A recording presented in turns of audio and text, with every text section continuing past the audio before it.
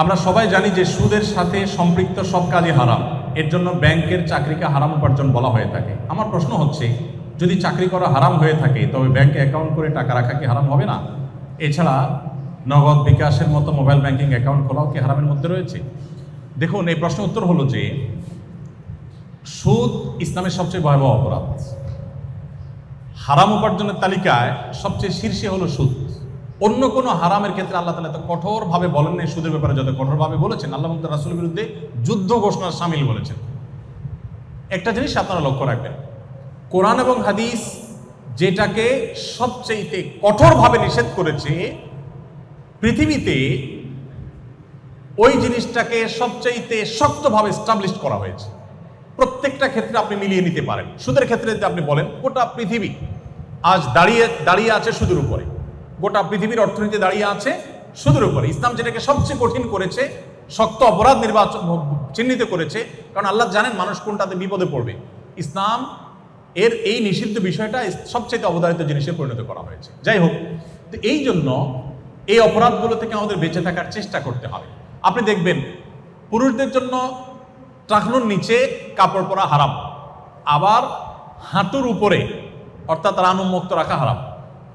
এখন আমাদের সভ্যতা এমনভাবে নির্মাণ করা হয়েছে, এগুলোর পেছনে শয়তান কাজ করে। শয়তান সম্পর্কে অনেক আলোচনা আছে, আমরা শয়তানকে দেখি না, কিন্তু সে তার দোষক দিয়ে কাজ করায়। পৃথিবীর সভ্যতার যারা নিয়ন্ত্রক, যারা পৃথিবীর সভ্যতাকে নিয়ন্ত্রণ করছেন, তারা দেখবেন ইসলাম যেহেতু বলেছে পুরুষের জন্য টাকনুর নিচে পোশাক পরতে হবে, টাকনুর উপরে পোশাক পরতে হবে অথবা হাঁটুর নিচে, এই দুইটা মাঝখানে থাকতে হবে। এই জন্য দেখবেন এখন স্টাইল হলো হয় টাকনুর নিচে আর না হলে হাঁটুর উপরে, হয় হাফ প্যান্ট আর না হলে একেবারে টাকনুর নিচে যাও ফুল প্যান্ট, মাঝখানে থাকবে না।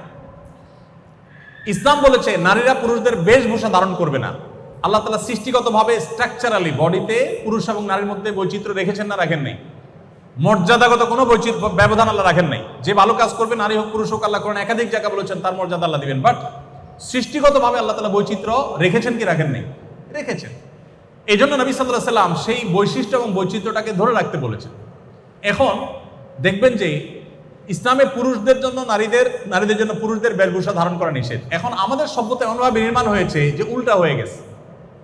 মেয়েরা দেখবেন তাদের পাজামাগুলো তৈরি হয় এমনভাবে যাতে টাকনুর উপরে থাকে, প্লাজো, বিভিন্ন রকমের ধুতি পাজামা, নানা রকমের পাজামা তৈরি হচ্ছে এখন নতুন নতুন। এরপরে দেখেন মেয়েদের নিজেদের সম্ভ্রম রক্ষার জন্য, তাদের প্রাইভেসি রক্ষার জন্য, ব্যক্তিত্বের পরিচায়ক হিসাবে তাদেরকে শালীন পোশাক, পুরুষদেরকেও বটে মহিলাদেরকে তাদের মতো করে শালীন পোশাক করতে বলেছেন। তারই অংশ হিসাবে ওড়না পরা, এটা কোরআনের একটা বিশেষ নির্দেশনা। ওড়না পরা, কোরআনের ভাষায় সেটাকে জিলবাব বলা হয়েছে, মাথার কাপড় টেনে দেওয়া। এই যে ওড়না পুরুষদের, মেয়েদের এখন 3 পিস দেখবেন যে ওড়না ছাড়া হয়, এখন 2 পিস হয়, 3 পিস খুব কম হয়। এখন ছেলেদের পাঞ্জাবি কিনতে গেলে দেখবেন সাথে একটা ওড়না দেয়। খেয়াল করছেন আপনারা? তাহলে ওড়না ছিল কোথায়, আসলো কোথায়? আপনারা মনে করছেন কাকতালীয়? না, এগুলো বাই ডিজাইন, বাই প্ল্যান এগুলো করা হচ্ছে, বাট আমরা জানি না। তো এই জন্য আমি বলতে চাই যে ইসলাম যেগুলোকে, আমি এরকম আপনাকে অন্তত বহু এক্সাম্পল দিতে পারবো। আরেকটা দিয়ে আমি শেষ করি। কুকুরের ব্যাপারে নবী করিম সাল্লাল্লাহু আলাইহি ওয়াসাল্লাম বলেছেন যে কুকুর মানুষ উপকারে আসতে পারে, শিকার করতে পারে, পাহারাদারি করতে পারে, সে কাজে মানুষ ইউজ করতে পারে, কোনো অসুবিধা নেই। বাট মানুষের ঘরের ভিতরে কুকুর রাখবে না। কুকুরের জন্য আলাদা ঘর হতে পারে, পরিচর্যা হতে পারে, মানুষের ঘরে ঢুকাবে না। কেন? এখানে স্পিরিচুয়াল দিক আছে। সবকিছুর বাহ্যিক দেখে আমরা বিবেচনা, বাহির দেখে আমরা বিবেচনা করবো না, ভেতর অন্তর্নিহিত দিক আছে, এটা আমরা জানি না। উনি ওহীর মাধ্যমে আল্লাহর কাছ থেকে জানতেন। তো কুকুর যদি মানুষের ভেতরে থাকে, কুকুরের উপরে নানাভাবে শয়তান কুকুরের উপরে ভর করে। মানুষের ঘর বাড়িতে যখন থাকে তখন সেটা মানুষ প্রভাবিত হয়, মানুষ টেরও পায় না কিভাবে প্রভাবিত হয়। নবী সাল্লাল্লাহু আলাইহি ওয়াসাল্লাম নিষেধ করেছেন, যে ঘরে কুকুর থাকে সেখানে রহমতুল ফেরেশতা আসে না। এর মানে এই না যে কুকুরের কোনো দোষ আছে, এটা একটা বাস্তবতা। কুকুরকে তার মতো করে ঘর বানান না, আপনার চেয়ে আরো সুন্দর ঘর বানাবেন। ইসলামে নিষেধ নেই, কোথাও নিষেধ নেই যে আপনার বেডরুমের চেয়ে কুকুরের জন্য আরো দামি বেডরুম করেন, নিষেধ এরকম কোথাও লেখা নেই। কোরআন হাদিসে আপনি করে দেন, বাট আপনার বেডরুমে রাখবেন না, এটা হলো নির্দেশ। এর বিপরীতে সাহাবীরা অনেকে বিড়াল পালতেন, আপনারা জানেন। আবু হুরায়রা তার নামই হয়ে গেছে বিড়ালের বাপ, এত বেশি বিড়াল পালতেন, বিড়াল ভালোবাসতেন। এখনকার যে সভ্যতা নির্মাণ করা হয়েছে, যে সভ্যতা গোটা পৃথিবীতে এস্টাবলিশড করা হয়েছে, আপনারা দেখেন ঘরে ঘরে বেডরুমগুলোতে একমাত্র পশু হিসাবে স্থান পায় হলো কুকুর। আপনি কি একটু মেলাতে পারছেন? কোরআন হাদিস যেটাকে সবচেয়ে কঠোরভাবে নিষেধ করেছে ওইটাকে সবচেয়ে কঠোরভাবে বাস্তবায়ন করা হয়েছে। আমি আপনাকে অন্তত 100 এক্সাম্পল দিতে পারবো এরকম, যে এগুলো কিন্তু কাকতালীয় না ভাই, এগুলো একটাও কাকতালীয় না, এগুলো সব বাই প্ল্যান, শয়তানের পেছন থেকে কাজ করছে। আমি সেদিকে আর আলোচনা বাড়াতে যাচ্ছি না, শুধু এটুকু বলবো সুদ থেকে আমাদের বাঁচার চেষ্টা করতে হবে। পৃথিবী সুদের উপরে দাঁড়িয়ে আছে, আমি কি করব এটা আমি বলবো না, আমার সাধ্য অনুযায়ী আমি চেষ্টা করব। এখন বিভিন্ন ব্যাংকগুলো ইসলামী ব্যাংকিং এর উইং খুলছে, এছাড়া অনেকগুলো ইসলামী ব্যাংক আছে, আমরা সেগুলোতে অ্যাকাউন্ট খুলে আমাদের টাকা পয়সা রাখবো। আপনি বলবেন যে সেগুলো কি শতভাগ ইসলামী?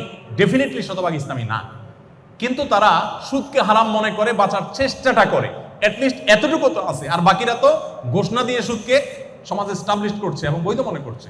অতএব আপনি আপনার টাকা ইসলামী কোনো ব্যাংকিং এর অধীনে আপনি রাখবেন, সেটা আপনার জন্য জায়েজ হবে ইনশাআল্লাহ বিদিনিল্লাহ। আর এর বাইরে এমনকি ইসলামী ব্যাংকিং থেকেও যে প্রফিটগুলো আপনি পাবেন, টাকা রাখতে হয়েছে তাই আমার সেফটির জন্য নিরাপদ জন্য রাখলাম, ওই প্রফিটগুলো আমি না খেয়ে দান করে দিলে সেটা অধিকতর নিরাপদ, কারণ সন্দেহের ঊর্ধ্বে উঠলাম। ইসলামী ব্যাংকিং প্রপারলি হলো কি হলো না আমার সন্দেহ থাকলো না।